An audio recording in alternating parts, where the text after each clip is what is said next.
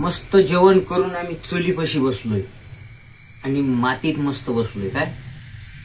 आणि तुम्हाला रील मध्ये तुम्ही ऐकलं ना, ही गरिबाच्या घरची, मी गरिबाच्या घरचा, आणि सत्य दोघं पण विषय नाही.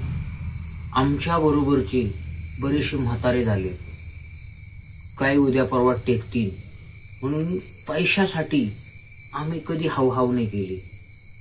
काम करीत राहिलो, आमचं कर्तव्य करीत राहिलो आणि देवाकडं मागितलं नाही. देवाकडं जो मागतो त्याला म्हणतात व्यवहार.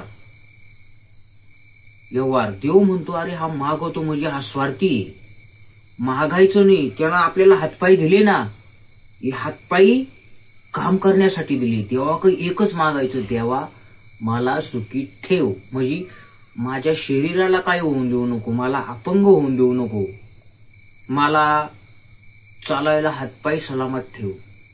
बाकी तो दिलेल्या हाताने मी काम करीन. काय कळलं, मागण्या लय आफाट आहे काही काहींच्या.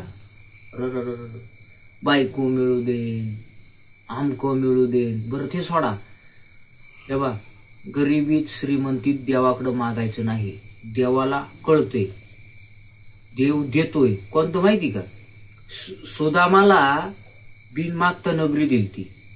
एवढं ध्यानात ठेवा. फक्त नवरा बायको सत्य पाहिजे. म्हणून मगाशी मी सांगितलं, गरीबाची पोर करा नाही, करा गरीबाच्या पोरीला सुद्धा. म्हणजे का काही लोक गरीबाची पोरगी का करते नाही, व माझी माणसं आहे, जेवायला एवढं मी मोठा माणूस, माझ्याकडे मंत्री संत्री येणार, हा माझा विषय होता. काय राहतं, भातातला एकच सीटचा फुंपायचा राहतो, 5 शिजला काय, काहींना पुरा भात चिवडायची सवयी. ती भंगरी पाहिजे असे ना. हे नको बोलू, ते नको बोलून मंत्री काही बोला, त्यानं बोकांडी बसत्या तुमच्या. काय उखडी द्या तुम्ही त्यांचं.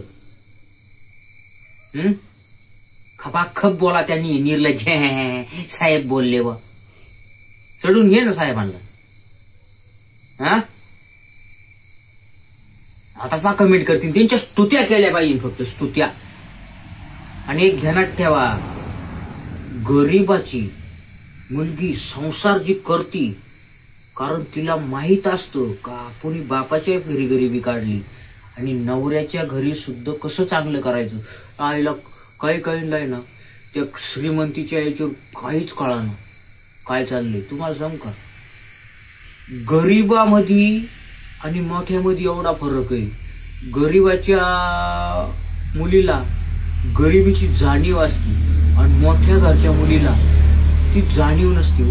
ती पीठ सांडलं तरी उचलणार नाही. ती चपात्या शिळ्या पडल्या तर ती ठेवती त्या गॅलरीवर बांगल्याच्या, पण ती गाईला चारणार नाही. शेतकऱ्याची बायको, गरीबाची मुलगी कधीच गाईला चारीन नाही तर शेळीला चारीन, पण त्या भाकऱ्या अशा गॅलरीवर वाळत घालणार नाही. एवढं ध्यानात ठेवा. मी कायम खरं बोलतो. मला ते राग येतो त्या गोष्टीचा. आणि शेतकऱ्यावर काही पण बोलायला लागले आता मंत्री संत्री कोणी पण. म्हणजे तुमच्या बोकांडी बसायला आहे ना असे लोक पाहिजे. आम्हासारखे गरीब बोलले का काय बोलला बा. ओय, माणूस आहे ना पैशाना श्रीमंत नसावा, इज्जतीना श्रीमंत पाहिजे. काही पैशाना श्रीमंत आहे हलकाट, इज्जतीने एकदम गरीब आहे. त्याची पोरगी ठर कपडे घालती, तो गावात भाषण करतो. गावाला यंदा ग्रस्तांना ना काहीतरी योजना काढली पाहिजे. केळं चारितो का आता लोकांना. इज्जत ही गरीबालाच आहे. इंस्टाग्राम वरती, फेसबुक वरती गरीबाच्या मुली नाचतीच नाही. लय पैशावाले ना त्यांच्याच पर्यंत. तो म्हणतो हा आपल्याला आहे ना सध्या आता जिल्हा परिषद लढवायची. लढव तर जिल्हा परिषद लढवून पोर किल्ला करते इकडं इंस्टाग्रामवर. आपण म्हणायचं मोठे साहेब आले. हलकाट क्वालिटीचा आहे तो, आपल्यापेक्षा त्याला किंमतच नाही. गरीब इज्जत ही गरिबांना ठेवली फक्त आतापर्यंत.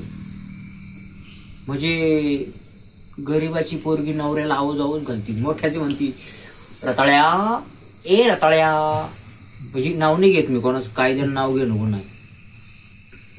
गरीबाची पोरगी कधीच ते करणार नाही. ज्यांच्या घरी संस्कार चांगले, त्यांची मुलं चांगले. म्हणून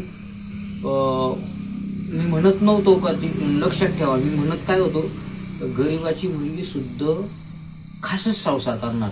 आणि का श्रीमंताची येडे असं नाही म्हणत मी, पण थोडा फरक आहे भाऊ.